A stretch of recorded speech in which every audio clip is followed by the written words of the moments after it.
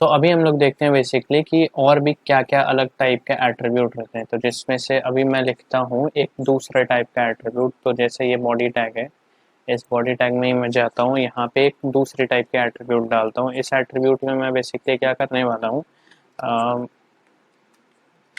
इस एट्रीब्यूट को बोलते हैं एचरेफ एट्रीब्यूट। ये एचरेफ एट्रीब्यूट हम लोग को एंकर नाम की एक टैग है उसके अंदर मिलती है। तो मैं एक एंकर टैग बनाता हूँ।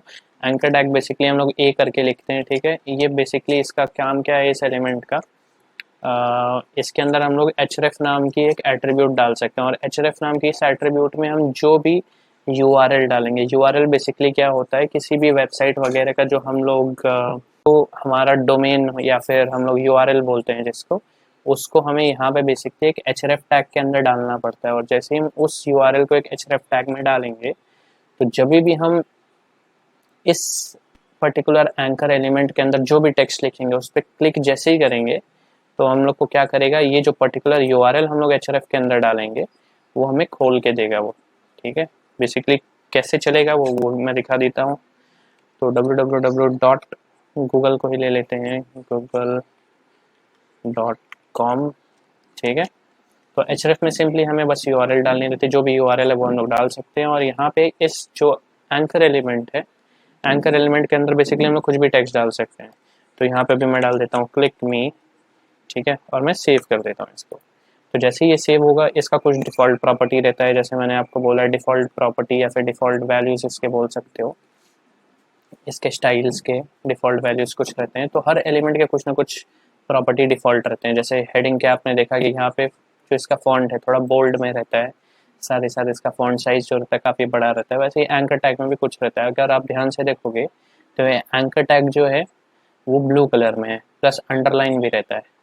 तो ये इसकी डिफ़ॉल्ट बिहेवियर है। आप इसको बेशक चेंज कर सकते हो सीएसएस वगैरह यूज़ करके, वो अभी हम लोग लेटर डिस्कस करने वाले हैं। अभी हम लोग देख लेते हैं कि ये बेसिक बेसिक चीज़ क्या है जिसको हम लोग यूज़ करके एक फुल फ्लेजेड वेबसाइट बनाएंगे बाद में, ठीक है। तो ये हो गया हमारा एंकर टैग। एंकर टैग के अंदर जैसे कि मैंने आपको बोला, ये एचरेफ के अंदर हम लोग जो भी लिखेंगे, हम लोग जैसे ही उस एंकर टैग के किसी भी टेक्स्ट के अंदर हम लोग क्लिक करेंगे, जो भी, जैसे कि यहाँ पे मैंने क्लिक मी लिखा है, तो क्लिक मी के ऊपर जैसे ही मैंने क्लिक किया तो जो भी ये अपना वेबसाइट है या यूआरएल है वो हमें उस पर रिडायरेक्ट करेगा। तो अभी मैं देख लेता हूँ यहाँ पे कि एक्चुअल में होती क्या है। तो जैसे ही मैं इस क्लिक मी पे जाऊँगा तो ये देखिए कर्सर जो है उसका, अगर हम लोग नॉर्मल टेक्स्ट पे जाते हैं तो कर्सर हमें ऐसा दिखता है, यहाँ आई लिख के है। लेकिन जैसे ही हम लोग ये लिंक्स पे जाएंगे तो कर्सर देखिए ऐसा चेंज हो जाता है, मतलब कि ये कुछ तो एक लिंक है। तो जैसे ही मैं इस पर क्लिक करूँगा तो ये देखिए बेसिकली क्या हुआ कि ये हम लोग को बोल रहा है कैनॉट गेट www.google.com। तो ये बेसिकली क्यों हुआ ये भी मैं बताता हूँ। क्योंकि हमने जब यहाँ पे ऐसा www.google.com लिखा है, तो अभी जो हमारा हमने करंट सर्वर रन किया है उसके हिसाब से इसने ये बाद पे अपेंड किया हुआ है। ये देखिए यहाँ बाद में /www.google.com कर दिया, जिसकी वजह से एक गलत बता रहा है। तो हमें ऐसा एक यूआरएल ऐसा देख के अच्छे से लिखना पड़ता है जिससे ये ऐसा इशू ना करे। तो मैं क्या करता हूँ, यहाँ पे www.google.com के पहले HTTPS लिख देता हूँ, :/ लिख देता हूँ और इसको वापस से सेव कर देता हूँ, ठीक है। जैसे ही मैं बैक जाऊँगा, रिफ्रेश भी कर लेता हूँ एक दफ़ा और क्लिक करूँगा, तो अभी के केस में ये क्या होगा, बेसिकली हमारा google.com खोल के हमें दे देगा, ठीक है। तो जैसे ही हमने यहाँ पे www.google.com लिखा तो उसको क्या लगा एचरेफ में कि हमारा जो भी जिस डोमेन पे, अभी हम लोग लोकल होस्ट पे ये सर्वर को रन किया था हमने, तो जैसे ही ये स्लैश दिखता है उसको, मतलब या कोई भी यूआरएल दिखता है, तो वो लोकल होस्ट स्लैश करके जो भी हमने यूआरएल दिया है वो अपेंड कर देता है। लेकिन जैसे हम http:// या https:// लिखते हैं तो वो उसको ट्रीट करता है कि ये किसी एक दूसरे वेबसाइट का यूआरएल, और वो वेबसाइट हमें खोल के दे देता है इंस्टेड ऑफ लोकल होस्ट के बाद ऐसे /https लगा के। तो यहाँ पे हमारा ये बेसिकली एक वेबसाइट खुल गया है। तो ये हमारा एंकर टैग का प्रॉपर्टी है। एंकर टैग ऐसे चलती है।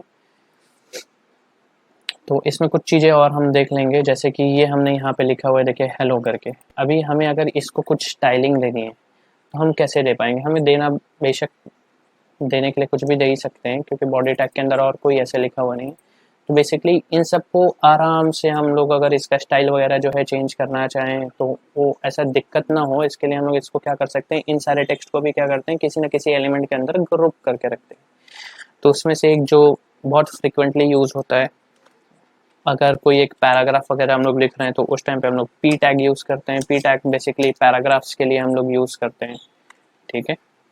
तो हम लोग उस केस में पैराग्राफ टैग यूज़ कर सकते हैं, ठीक है। पैराग्राफ टैग के अंदर अगर हम लोग ऐसे हेलो फ्रॉम फुल स्टैक ए भी लिखा मैंने, फिर मैं क्या करता हूँ यहाँ पे एंटर मार के लिखता हूँ फुल स्टैक कोर्स और सेव कर देता हूँ। तो यहाँ पे बेसिकली क्या होगा, ये एक पैराग्राफ के तौर पे आ गया हमारे पास, ठीक है। तो जैसा कि आप देख सकते हो यहाँ पे बेसिकली हमने पैराग्राफ टैग अभी यूज़ किया। तो पैराग्राफ टैग के लिए बेसिकली यहाँ पे हम लोग जैसा कि देख सकते हैं कि एक सिंगल लाइन जो हमारी है यहाँ पे हम लोग hello from full stack A B, उसके बाद हमने ये नेक्स्ट लाइन में लिखा था। लेकिन ये क्या होती है, पैराग्राफ टैग का जो डिफ़ॉल्ट बिहेवियर है वो क्या करता है, ऐसा पैराग्राफ हमें दिखाता है, जिसकी वजह से क्या हो रहा है यहाँ पे फुल स्टैक जो लिखा हुआ है ये full stack course same line पे आ रहा है। अब एक सिमिलर टाइप का एक और टैग है, उसको भी हम लोग इसको यहाँ पे देख लेते हैं। उसको हम लोग बोलते हैं प्री टैग, ठीक है। तो यहाँ एक प्री एलिमेंट बना लेते हैं ओपनिंग क्लोजिंग टैग के साथ, और यहाँ पे फुल स्टैक कोर्स 1 लिख देते हैं ताकि हमें पता चल जाए। तो प्री टैग बेसिकली हम लोग किस लिए यूज़ करते हैं, ताकि यूज़र जिस प्रकार से अपना डेटा एंट्री करता है, जैसे एग्जांपल नेक्स्ट लाइन में उसको चाहिए या उसको इंडेंट करके कोई चीज़ चाहिए, तो वो एग्जैक्टली वैसे ही दिखना चाहिए।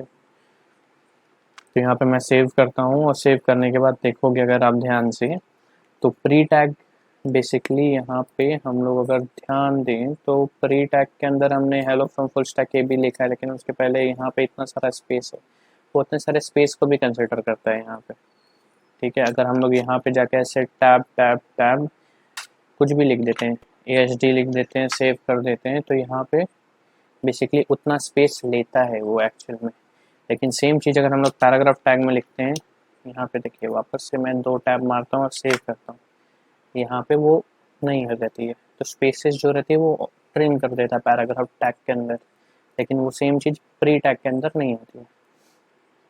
तो ये हो गया हमारा पैराग्राफ टैग, ये हो गया प्री टैग। वैसे ही हमारे पास बहुत प्रकार के टैग है। एक इमेज टैग रहता है, तो उसके लिए हम लोग बेसिकली क्या लिखते हैं, अगर हम लोग यहाँ पे देखें ध्यान से, तो इमेज टैग के लिए हम लोग IMG लिखेंगे, और इसको जो एट्रीब्यूट चाहिए रहता है उसको हम लोग बोलते हैं SRC। तो जैसे कि एंकर टैग में हम लोग href डालते थे, तो वैसे ही SRC टैग हम लोग का बेसिकली बताता है कि सोर्स क्या है उस पर्टिकुलर इमेज का। सोर्स मतलब कि इमेज का पाथ, एक तरह से कि इमेज का पाथ क्या है। तो यहाँ पे हम लोग अलग अलग टाइप के पाथ डालते हैं, एक रहता है स्टैटिक पाथ, एक रहता है एब्सोल्यूट पाथ। तो वो सब हम लोग अभी डिटेल में पढ़ेंगे कि एक्चुअल में क्या रहता है। अभी के लिए समझ लेते हैं कि इमेज सोर्स में यहाँ पे हम लोग को इमेज का पाथ डालना पड़ता है, ठीक है। अगर मान लो कि वो इमेज प्रेजेंट नहीं रहती है, तो उस केस में हमें यूज़र को दिखाना भी पड़ेगा कि हाँ भैया यहाँ पे ये इमेज जो है वो एक्चुअली प्रेजेंट नहीं है, तो उसको कुछ तो एक मैसेज दिखाना पड़ेगा। उसके लिए दूसरी एक एट्रीब्यूट रहती है इस अपनी इमेज टैग के अंदर, उसको बोलते हैं ऑल्ट एट्रीब्यूट। ऑल्ट एट्रीब्यूट के अंदर हम लोग वो टेक्स्ट दिखा सकते हैं जो हमें यूज़र को दिखाना है कि अगर इमेज नहीं मिलती है उस पाथ पे तो क्या दिखना चाहिए। तो वहाँ पे हम लोग वो टेक्स्ट डाल देंगे, तो यहाँ पे देखिए नो इमेज करके हमें दिख गया। अभी आप गौर से अगर देखोगे तो यहाँ पे अभी तक हमने जितने भी टैग लिखे हैं except for doctype HTML, यहाँ पे सारे टैग जो हैं वो क्या होते हैं, ओपनिंग और क्लोजिंग टैग्स दोनों हैं उसमें, ठीक है। और ये इमेज टैग जो देखोगे उसमें ओपनिंग क्लोजिंग टैग नहीं है, बल्कि इस टैग के ही एंड में हमने ऐसे स्लैश डाल के इसको बंद कर दिया। तो एक्चुअल में अपने एलिमेंट रहते हैं वो 2 प्रकार के एलिमेंट रहते हैं। एक एलिमेंट रहता है अपना जिसमें हम स्टार्टिंग और क्लोजिंग टैग दोनों लिखते हैं, और एक रहता है सेल्फ क्लोजिंग टैग, ठीक है। सेल्फ क्लोजिंग टैग बेसिकली वैसे टैग रहते हैं जिसमें सिर्फ एक ही टैग रहता है, ठीक है, स्टार्टिंग टैग, और उसी स्टार्टिंग टैग के अंदर हम लोग एट्रीब्यूट वगैरह जो भी डालना है डाल के उसको वहाँ पे क्लोज कर देते हैं स्लैश के साथ, ठीक है।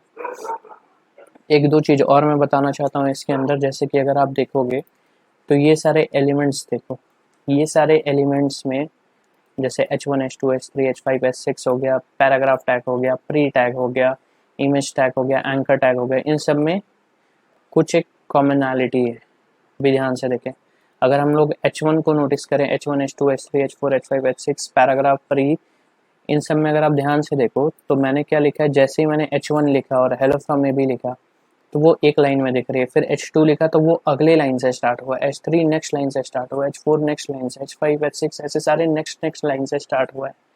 लेकिन अगर पैराग्राफ टैग को आप देखो तो पैराग्राफ टैग भी नेक्स्ट लाइन से स्टार्ट हुआ है, ठीक है। सेम अभी आप बोलोगे कि क्योंकि मैंने यहाँ पे क्या किया है, यहाँ पे एंटर दबा दिया है और एंटर दबाने के बाद यहाँ पे मेरे को नेक्स्ट लाइन पे आना चाहिए, तो वैसा काम नहीं करता है ये, ठीक है। तो बेसिकली यहाँ पे क्या होता है, ये जो टेक्स्ट लिखा हुआ है ये एज अ सिंगल एलिमेंट का टेक्स्ट रीड होता है और सेम लाइन पे वो एलिमेंट के लाइन पे दिखता है। प्री टैग के केस में क्या होता है कि आप जैसा लिखोगे वैसा दिखेगा। अगर आप इसको इस लाइन पे लिखते तो इस लाइन पे दिखेगा, उसके नेक्स्ट लाइन पे लिखोगे तो नेक्स्ट लाइन पे दिखेगा, स्पेस डालोगे तो स्पेस के साथ दिखेगा। टैब या इंडेंट, टैब दबा के इंडेंट कर देते हो। इंडेंट का बेसिकली क्या है कि टैब दबाने के बाद एक सर्टेन नंबर ऑफ इंडेंटेशन आ जाती है कि 8 स्पेस ऑटोमेटिकली आ जाएगा, ऐड हो जाएगा। तो वो सारे हमारे इंडेंटेशन बोलते हैं उसको हम लोग। तो ये हमारा प्री टैग का हो गया, ठीक है। सेम अगर इमेज टैग को देखोगे तो इमेज टैग जैसे प्री टैग हमने लिखा तो इसके अंदर के सारे कंटेंट एक साथ हैं, फिर अगला जो कंटेंट है वो नेक्स्ट लाइन पर है, जैसे कि इमेज टैग का हो गया। उसके बाद अगर आप लेकिन गौर फरमाओगे तो यहाँ पे जो एंकर टैग हमने लिखा है वो नेक्स्ट लाइन में नहीं आके जो भी उसके पहले वाला टैग है उस लाइन पर है। तो अगर हम लोग ये एंकर टैग को कट करते हैं और ये किसी भी हेडिंग के बगल में लिखते हैं, ठीक है, तो मान लो मैं इसको ऐसे लिखता हूँ H1 के बाद, तो क्या होगा, तो भी ध्यान से देखो, ये H1 टैग जो बेसिकली है, H1 टैग एक पूरा का पूरा लाइन ले रहा है, उसके बाद ये वाली अपनी एंकर टैग आई, उसके बाद फिर नेक्स्ट लाइन में ये वाली हेडिंग की चीज़ जो है वो स्टार्ट हुई है। लेकिन पहले क्या हो रहा था कि अगर ये हमारा इमेज टैग है, इमेज टैग के बाद अगर मैं ऐसे लिखता हूँ या इमेज टैग के पहले लिखता हूँ तो ये दोनों सेम लाइन पे आ रहा है, राइट। तो बेसिकली जो दो प्रकार के एलिमेंट हैं उसमें ये एक और हम लोग बोल सकते हैं कि वो दो अलग अलग टाइप के, एक तो हमने टैग्स का देखा कि दो टाइप्स के अलग अलग टाइप के टैग होते हैं, एक होता है सेल्फ क्लोजिंग, एक होता है हम लोग को खुद से उनको क्लोज करना पड़ता है, जिनमें स्टार्टिंग एंडिंग टैग दोनों हमें लिखना पड़ता है एक एलिमेंट बनाने के लिए। एक एलिमेंट रहता है जो सेल्फ क्लोजिंग रहता है, ठीक है। वैसे ही एलिमेंट्स जो रहते हैं वो भी दो प्रकार के रहते हैं, ठीक है। एक होते हैं ब्लॉक एलिमेंट, एक होते हैं इनलाइन एलिमेंट्स, ठीक है। ब्लॉक एलिमेंट और इनलाइन एलिमेंट के बारे में हम लोग देखेंगे नेक्स्ट वीडियो में, ठीक है।